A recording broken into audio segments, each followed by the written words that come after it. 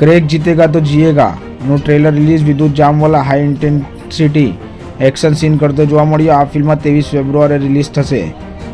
આજે વિદ્યુત જામવાલાની film Craig જીતેગા તો જીએગાનું ટ્રેલર રિલીઝ કરવામાં આવ્યું. 2 મિનિટ અને 21 સેકન્ડના આ ટ્રેલરમાં વિદ્યુત જબરજસ્ત એક્શન અવતારમાં જોવા મળ્યો હતો. તેનો ડેયર ટુ બેર લુક પહેલા ક્યારેય જોવા મળ્યો ન હતો. અર્જુન રામપાલ અને વિદ્યુત જામવાલાના ફેસ ઓફ સીનની ઝલક પણ જોવા મળી હતી. ટ્રેલરમાં નોરા ફતેહી અને વિદ્યુતની રોમેન્ટિક કેમિસ્ટ્રી જોવા મળી.